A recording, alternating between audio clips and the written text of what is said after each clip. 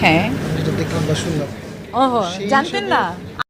এবার নায়িকা পূর্ণিমার প্রাক্তন হাজবেন্ডকে বিয়ে করে নিলেন নায়িকা কিয়া। তো ভিউয়ার্স, বিস্তারিত জানতে হলে পুরো ভিডিওটির সঙ্গেই থাকুন। আমি এখন কোয়েশ্চেন করব, আপনি কেন জানতেন না?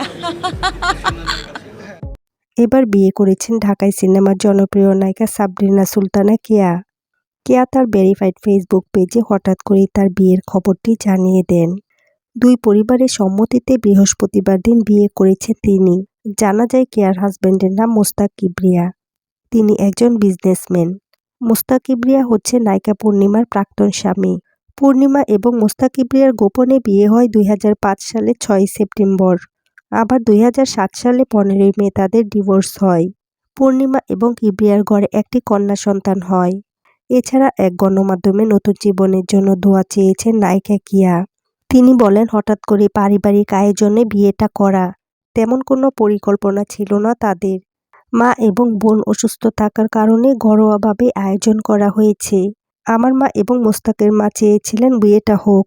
সবাই আমাদের জন্য দোয়া করবেন যেন বাকিটা সময় একসাথে কাটাতে পারি। এই নায়িকা জনপ্রিয় নায়কদের সঙ্গে সিনেমা করেছেন। আমিন খান, শাকিব খান, মান্না, রুবেল সহ আরও অনেকের সঙ্গে। এই নায়িকা মমতাজুর রহমান আকবরের নির্মিত আমিন খানের হাত ধরে কঠিন বাস্তব সিনেমার মাধ্যমে মিডিয়া জগতে পা রাখেন।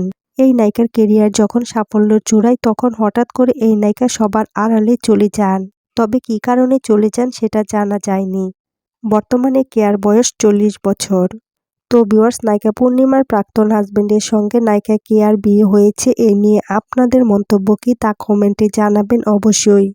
আর বিনোদন জগতের এমন লেটেস্ট আপডেট পেতে আমাদের চ্যানেলটিকে সাবস্ক্রাইব করে আমাদের সঙ্গেই থাকুন।